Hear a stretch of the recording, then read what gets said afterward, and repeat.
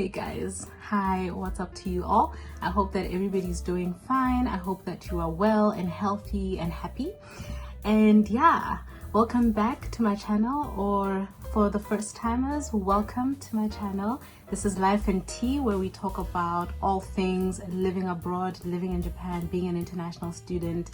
And this week I've been doing a quarantine series, just documenting my experience after re-entering Japan from Lesotho and all the stuff that's been going on. I decided that today I want to talk about the actual process of coming into the country after you've been away, at least what I went through, because you know it changes from week to week, day to day. So my experience might not be what some other people experienced a month ago, and also what other people will experience tomorrow, because actually, as it is, there's been a new change in the policies, which I'll get to later in the video. But as for now, I just want to let you know what my experience was just coming back, guys. I mean, I'm smiling, but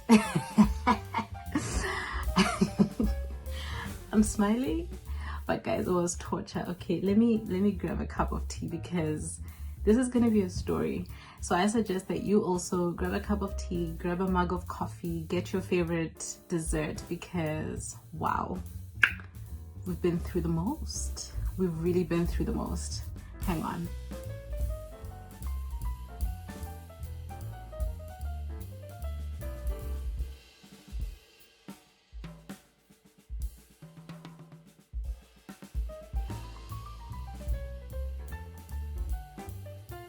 Okay, I hope you have your cup of whatever tasty beverage that you like.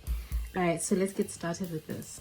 I want to begin with the fact that Japan is still one of the strictest countries in terms of regulations pertaining to re-entry or new entries into the country because of the global situation that we have.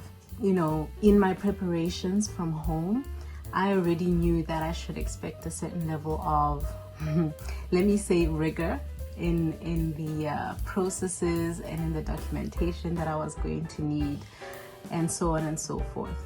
Let me just, you know, put things in perspective. So when I was traveling to Lesotho in December, all I needed was my negative PCR test, which is still valid within 72 hours of me traveling. And when I got to the airport in Johannesburg, they checked my passport, they checked my PCR test, they saw it was negative, I was allowed to leave. And we took a car from Johannesburg to Maseru, got to the border, they asked for the same thing, just my passport and a negative PCR test. And I was free to go and be fine. I went home, there was no other situation, you know, I didn't have to come back, I didn't have to do anything. I mean, of course, I did test a couple of times while I was in the country whenever I was crossing the border into South Africa, and then, you know, I had to give the test, and I was negative, thankfully, the whole time that I was there. And so I'm saying this just so you can then kind of compare and see why I'm saying that the Japanese system is it's a lot, let me put it that way. So coming back, first of all, I had to get a negative PCR as well, which is fine. I have to prove that I don't have the Rona. But now the thing is that with Japan, you can't just get a PCR. It has to be in a certain format. Now, I wish I could show you this, but I already threw it into the trash because I've taken so many tests after that I don't even. Point is, so there is a specific format that you have to follow if you're trying to get back into Japan. So for example, in Lesotho and in all the other regions, all the other countries surrounding it, as long as you have your PCR result with a barcode, with your result, everything is fine. So you can get tested at a lab, you can get tested by a nurse, pretty much any clinical institution is fine. But with Japan, they specifically wanted a stamp from your doctor and a signature from your doctor, which means that you have to take the test maybe at a hospital or a clinic. And so I had to explain all of that to my doctor who was taking the test for me, that he has to sign and it has to look a certain way.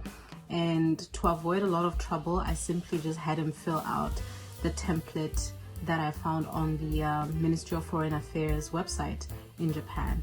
So that was fine. That's with the PCR test itself. So I got that, and I knew that I also had to get these mobile applications.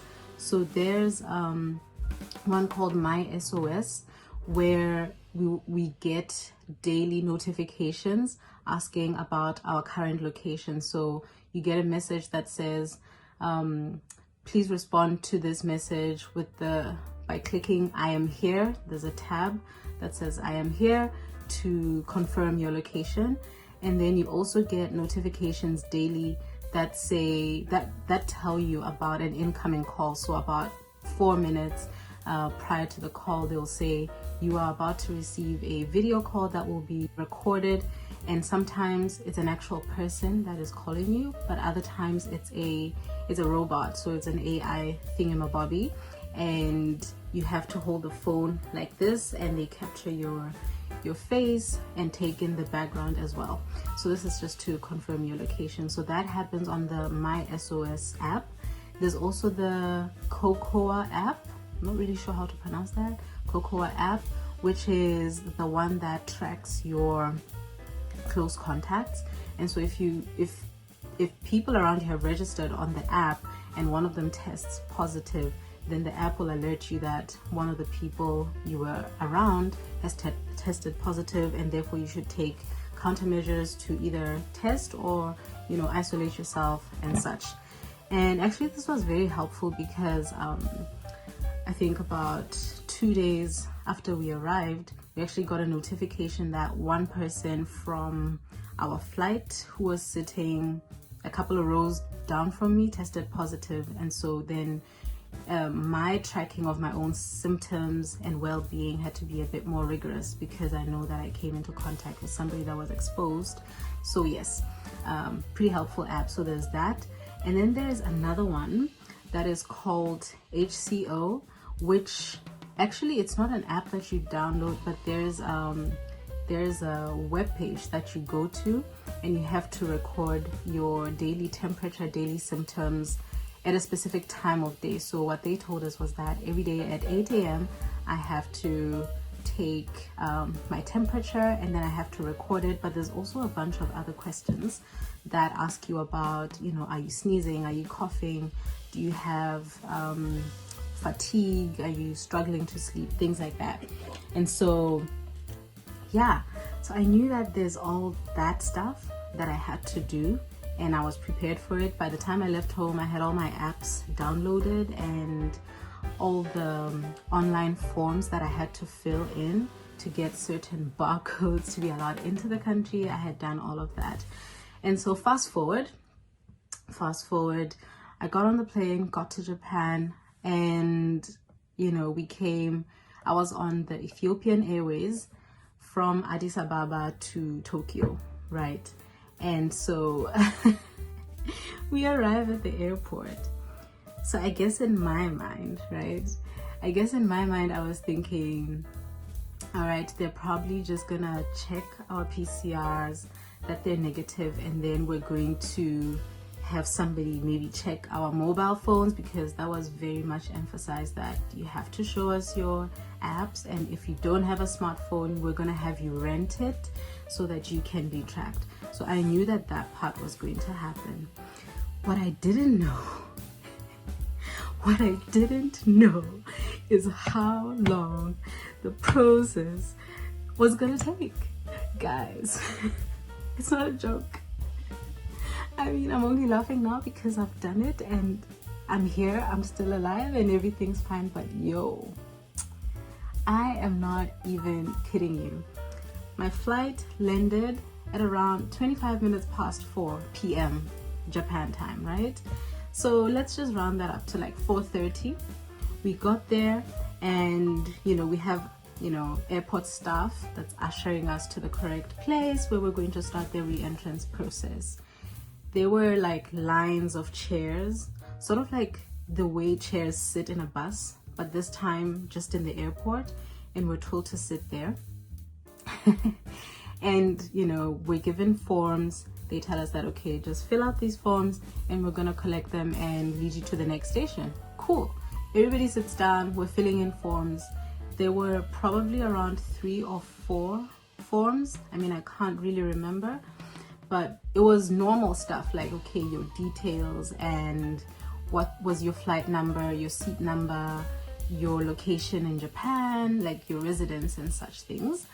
So everything's pretty cool at this point. Everybody finishes, but for some reason we're still waiting.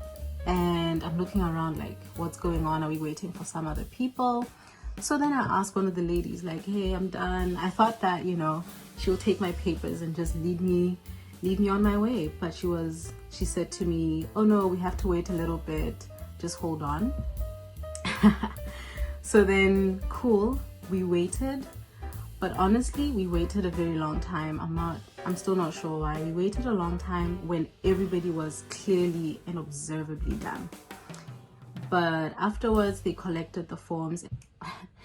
So, guys, I want you to understand when I say that we were there for a long time, I mean we were there for a long time, like that first station. Because I remember that at some point, I called my parents, just letting them know how the trip is going and everything. And I told them that, you know, we've been here for a long time and I'm not really sure what we're waiting for.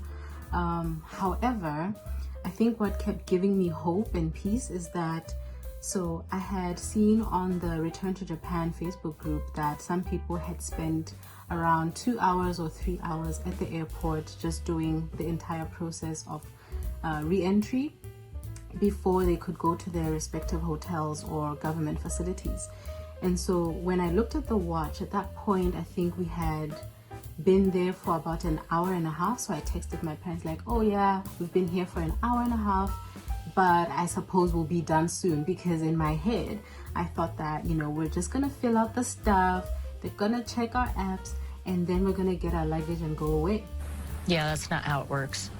No. Like, I mean, cute. We left that first station, I guess, around, we spent at least 2 hours just in that first place, and then they led us to the next station where we had to hand in those documents that we had just filled out. It was a whole pile, guys. It was a whole pile. We had to hand them in, and there was somebody checking through all of them, making sure that you've entered them correctly, and if there was something that seems off, then you would have a chance to rewrite it. So many stops where we had airport staff literally checking the same thing. So we had to hand in our passport, PCR test, landing permit, and other stuff at least 4 or 5 times. And I'm talking about literally going from one counter to the other counter, but literally handing in the same thing.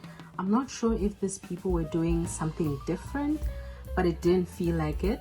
And sometimes you found that they were standing so close together. Like, we reached one part of the airport where it wasn't even counters, it was just 2 guys standing, and then you hand him one thing and then you hand the other guy the same thing. And I'm like, is it just to double check? Like, I don't get it. I really don't get it. And you know, the thing is, like, a lot of people who aren't Japanese or people who haven't lived in Japan, their perception of Japan is like, oh my God, such a technologically advanced country. And it is, okay, don't get me wrong. It is, but sometimes it just seems like they really manualize everything. Whereas I would have thought that, okay, at the first stop where I handed in my documents, perhaps they enter it into some system, and then the next couple of stops, I don't have to redo the same thing over and over and over again. Handing in, getting it back, handing in, getting it back. So it just seemed tedious to me. And considering how long we had already been at the airport, it was starting to get very boring and a little bit frustrating. So then we went to the next station where they now checked the apps on our phones. And at this point, guys, my battery was like 17%. And I was just praying for dear life that it lasts until, you know, they're done doing everything. So checking apps wasn't just about, okay, let's have a look that you've installed them, but they actually check that it works and that your settings are correct, that you can receive notifications, you know, the alarms, the banners, notifications, everything is activated, so they know for sure that you will be getting the notifications. And oh man, I've said notifications so many times. Then they also send you a test email to ensure that the email you've given them is the correct one and all of that.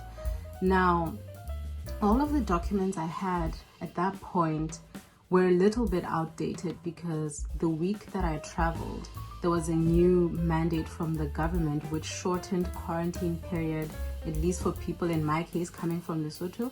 It was shortened from 14 days to 10 days. Now, you know, quarantine periods are different depending from which country you're coming from. However, all the documentations that we had been given at that point at the airport all pointed to the 14-day period, so they hadn't updated that. And so each time that I was at a counter, they always had to recalculate how many days I'm going to stay in quarantine and on which date I could then be transported back from the quarantine facility to the airport to make my way back home. So this too was really, really tedious because I was just like, damn, you know, all these updates are really frustrating, not just for me, but also for the airport staff. Like, I really felt for them because, you know, it takes a lot to keep up with information that gets updated every 2 or 3 days. And speaking about keeping up with information, I just realized that this has become a bit long, and so I decided to cut it into 2 parts. So let's call this part 1 and stay tuned for part 2.